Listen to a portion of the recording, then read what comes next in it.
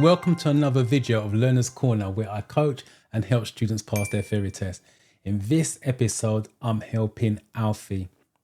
This is his first session and we're going to be doing a 30-question mock test. Remember, I'm looking for volunteers to receive a one-on-one coaching who don't mind being filmed to be released on YouTube to help inspire and encourage others to take and pass their theory test. If you want and don't mind being filmed, send me an email to info@drivingtheoryuk.com with some background information. It must give me some background information so I know what I'm dealing with. So stuff like what you're struggling with, how many times have you taken the theory test, etc. This just gives me an idea how to best to arrange your session. I will do my best to arrange a mutual time to set up the session and record it. This will be ongoing until you pass your theory test. Let's waste no more time. Grab your pen and paper, play along, and let's go meet Alfie.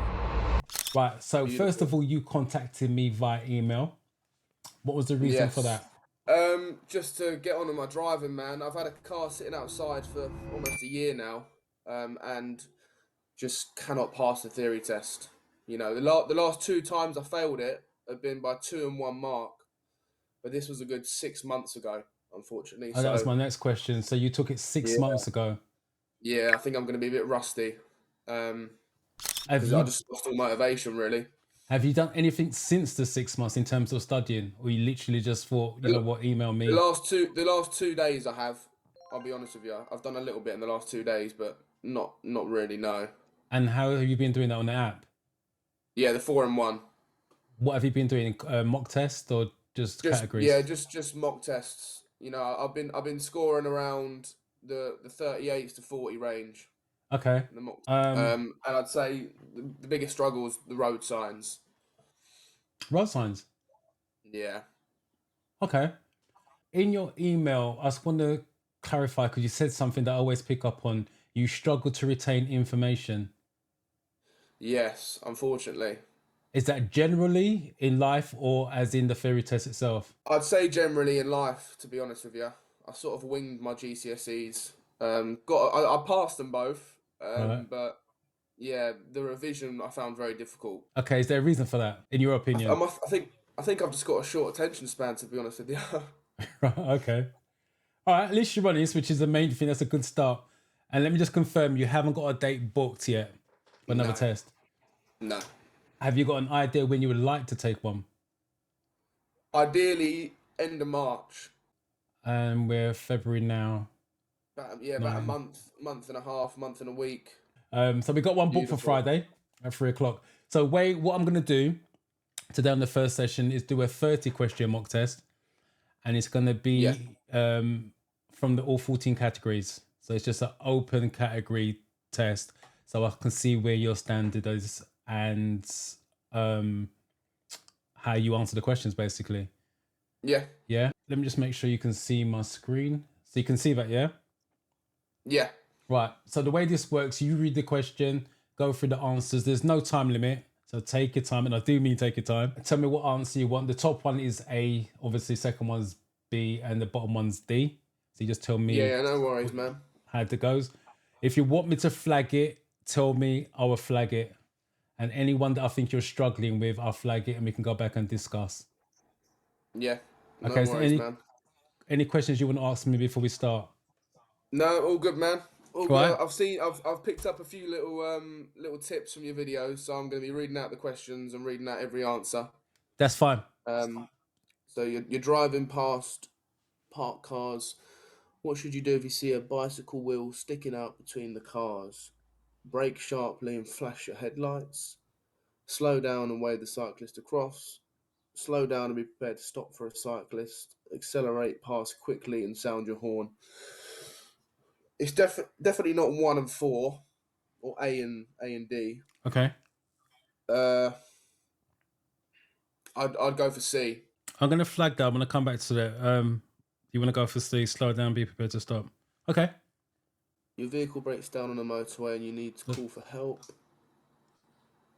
Why might it be better to use an emergency roadside telephone rather than a mobile phone? Connects you to a local garage. Mobile phones don't work on motorways. It allows easy location by the emergency services. Using a mobile phone will distract other drivers. I don't think I've ever seen this one before. Remember, you're going for the safest option. Yeah. Don't forget, if you want me to So flag it, answer it, I'll flag it. We can always come back. yeah, we'll come back to that one if you don't mind, mate. You still got an answer, Thank you. though. For us to move forward, you still got to answer it. Oof. But remember, it's going to be I'd changed if you're say not happy. I'd say D. Okay. Traveling along a motorway, when are you allowed to overtake on the left? When you can see well ahead that the shoulder is clear, the hard shoulder is clear. When you warn drivers behind by signalling left. When in queues and traffic to your right is moving more slowly than you are. When the traffic in the right-hand lane is signaling right. I'd say A for that one. Okay. What should you do if your mobile phone rings while you're driving or riding? Stop immediately, leave it until you've stopped in a safe place, answer it immediately, pull up at the nearest curb. It's got to be B for that one.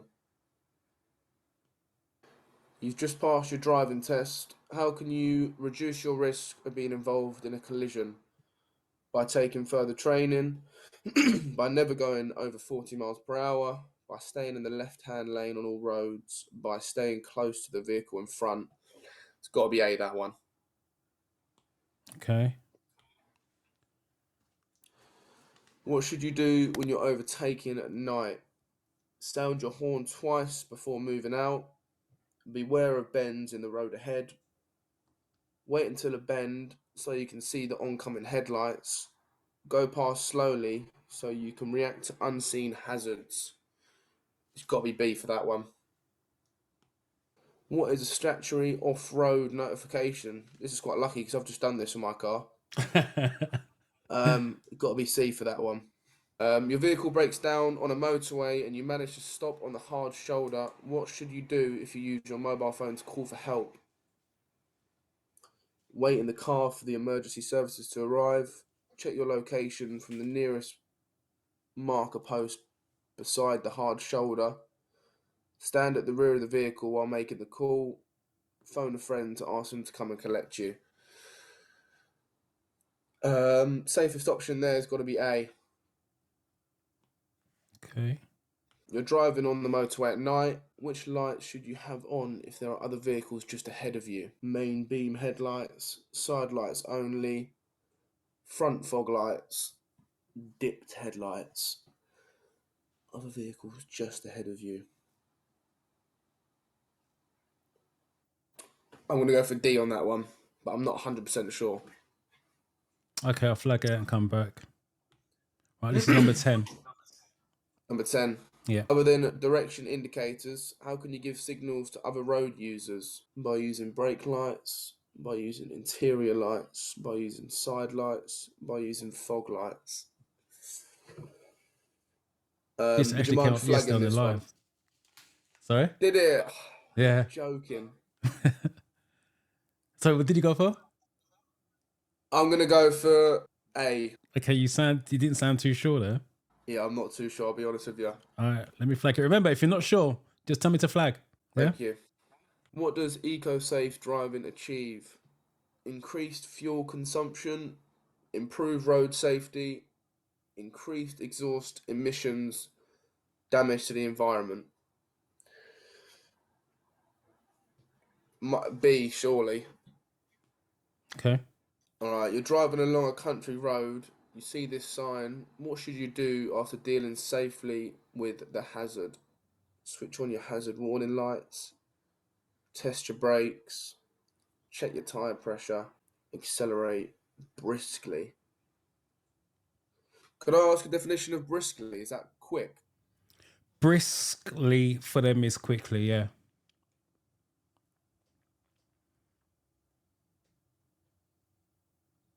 You've dealt safely with a hazard. Do you know what the hazard is? Do you know what a Ford is? No. Right. Ford is a lot of surface water, so like flooding, burst pipe, Okay. that type of thing. You're after dealing safely with a hazard. I'm gonna go for test your brakes.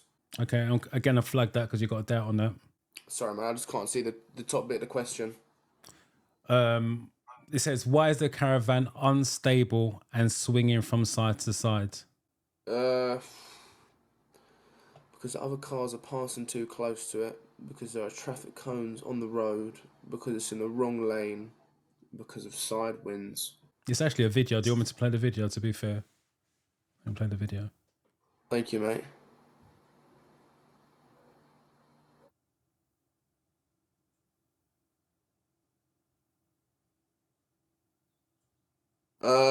I'm gonna go for D. Side winds, okay. That's another video's case study. It's the same video, to be fair. Right, to bring it back under control. Right, so it says the caravan starts to swing from side to side. What should the driver do to bring it back under control? Steer sharply in the opposite direction to the caravan's swing. Accelerate until the swinging stops. Brake firmly until the swinging stops. Ease off the accelerator to slow down. I'm gonna go for D on that one. Okay. You're following a lorry on a wet road. What should you do when spray makes it difficult to see the road ahead? Let me just enlarge that so you got more information. Yeah. Yeah, thank you, mate.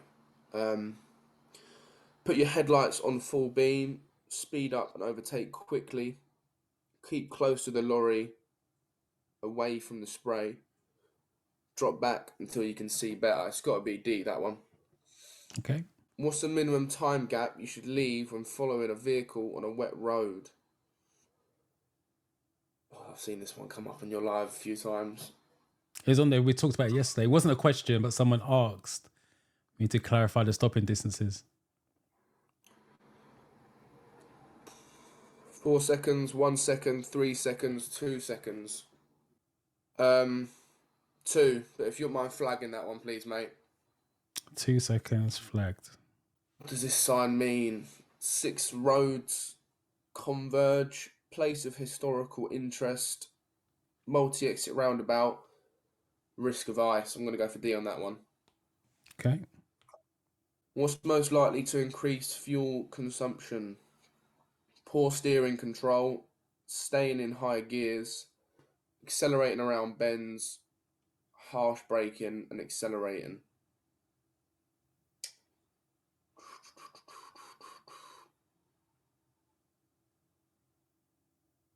Staying in high gears.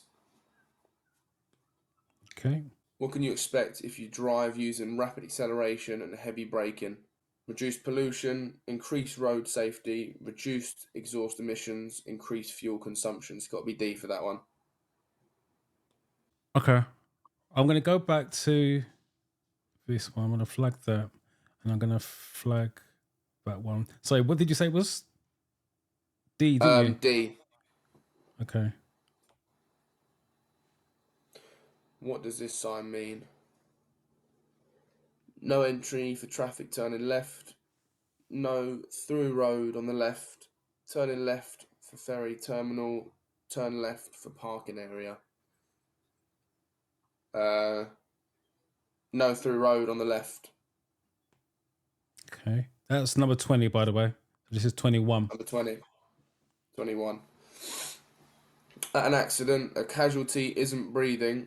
What should you do while helping them to start breathing again? Shake them firmly. Open their airway. Put their arms across their chest. Roll them onto their side. D. What does this sign mean? No through road, no entry, no parking, no road markings. I'll go for B on that one. B. Yeah. Okay. What can you achieve if you drive smoothly? Reduction in journey times by about 15%, increase in journey times by about 15%, reduction in fuel consumption by about 15%, or increase in fuel consumption by about 15%. C. see. Okay.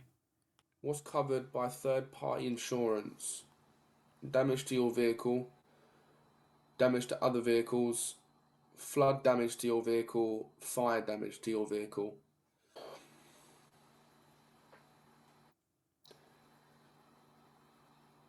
I'm guessing it's one of the top two, but third parties, one of the cheapest, isn't it?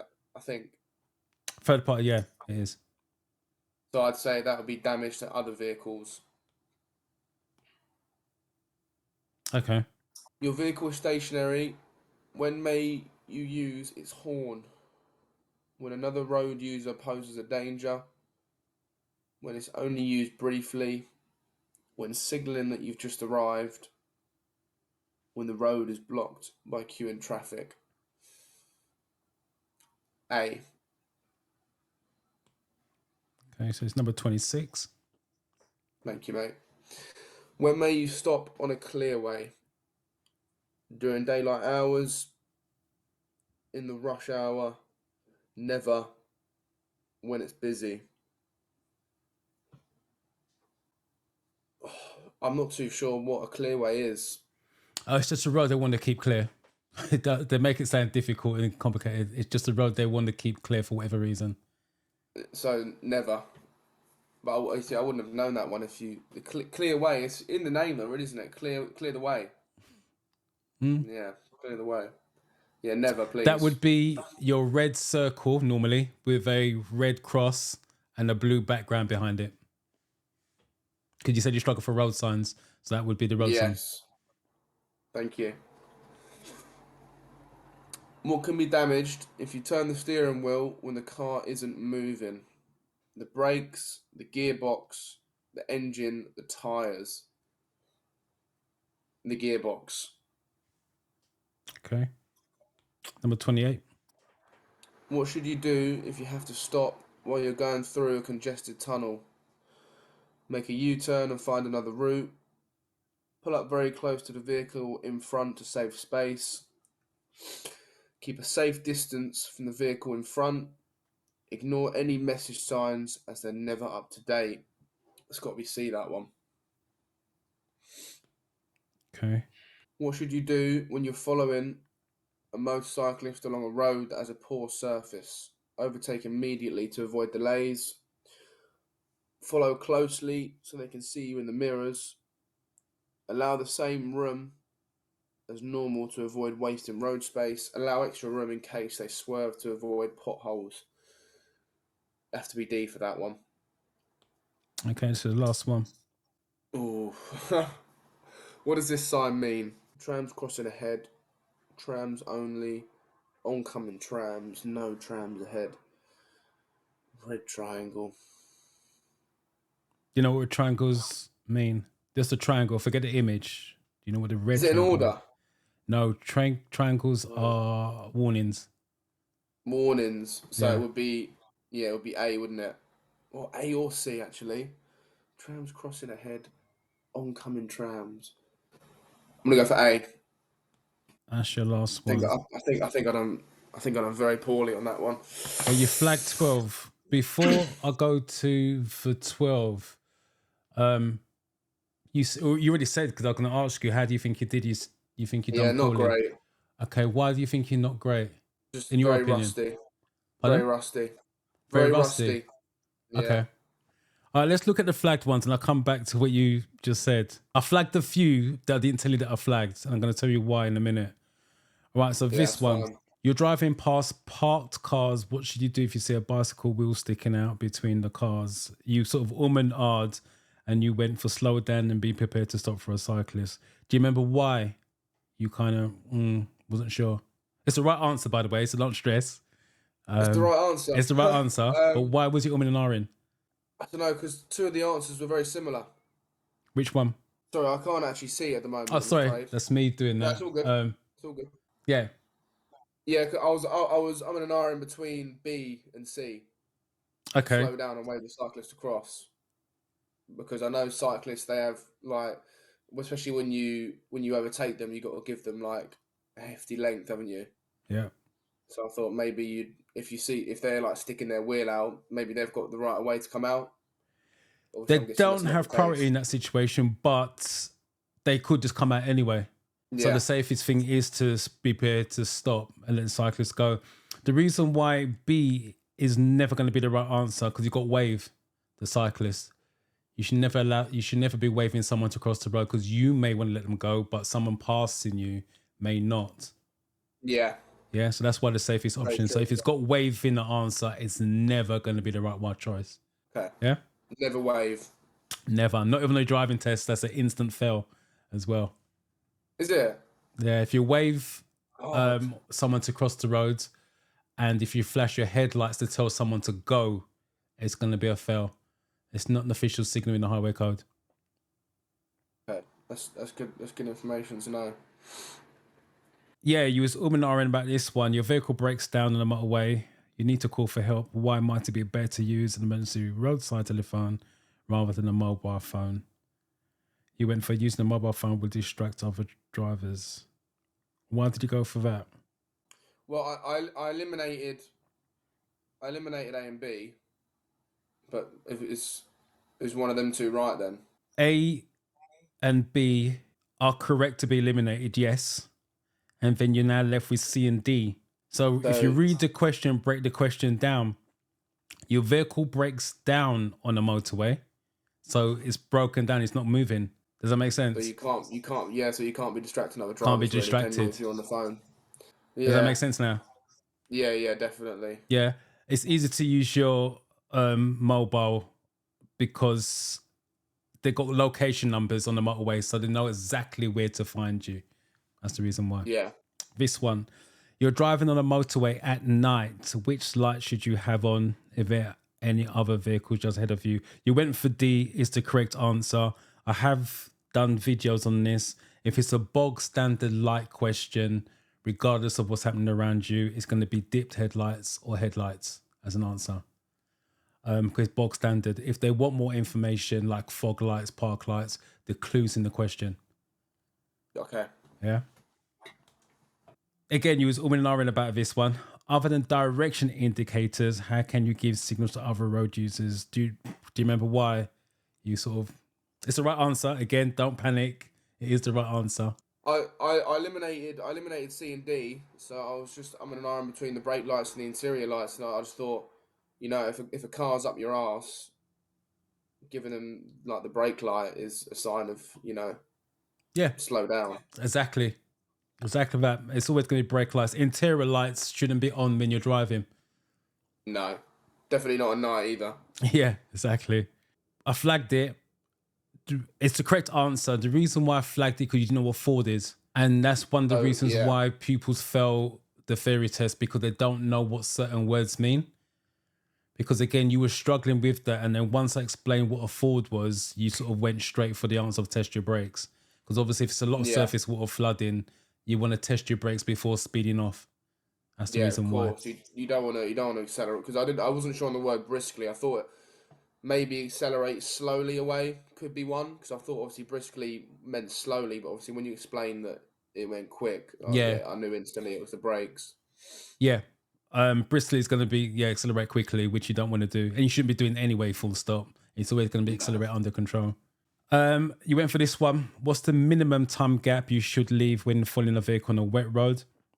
2 seconds is when it's dry. 4 That's when seconds it's is dry, when so it's it'll be wet. 4. Yeah. So it's 2, 4, and 10 are the numbers you want to remember. So 2 seconds 10 is for when icy, it's dry. isn't it? 10's icy, isn't it? Yeah. Icy conditions. So they can ask you the time, which is 2 seconds for dry. Wet can be done as 4 seconds, which it is on here, or doubled. And ice is... Sorry? Doubled, you mean? So, Yeah, 2, 4, they can word 10. it either way. Yeah, I get it. They could word it either way. In wet, is it doubled or 4 seconds? Yeah, so on this one, they're asking for 4 seconds. On another way of wording it, they could be doubled. And ice and snow is always going to be 10 times more or 10 times longer. But just 2, 4, 10. They're the numbers. Yeah, 2, 4, correct. 10. Yeah. Right, what's most likely to increase fuel consumption? The reason I flagged this, and I'm going to show you why, you went for staying in high gears. I think I know the right answer already. What's the right answer? It's a D. Harsh braking, accelerating. which is Yeah. correct. The reason why I Yeah. flagged it, because as soon as you went to number 19, that's the same question, just worded slightly different, but you got the right answer on this one. Yeah. Literally, these two questions are the same. It's just worded differently. But it's weird how you went for this one, staying in high gears, and then this one went for the correct answer. I don't know. I think I was just thinking with the high gears threw me off because when you're in a high gear, obviously you're in a high speed, so you'd be using more fuel. But I guess it's definitely the harsh braking and Yeah, accelerating would lead to more. true. But if you read the question carefully, it says what's most likely to increase fuel consumption. If you're in Yeah. a high gear for the right reasons, you're burning fuel naturally. But Very if you're true. braking Very true. heavily and accelerating, that's going to increase fuel consumption, full stop. Yeah, definitely. Does that make sense? Definitely. Yeah. Very well explained, mate. That's really good. This one, you was and ahhing. It's going to be damage to other vehicles. It's unfair for someone to pay for their own vehicle if you crashed into it. So third party covers the Sweet. damage you caused, but you have to pay for your own car. But obviously your insurance will pay for the damage to others.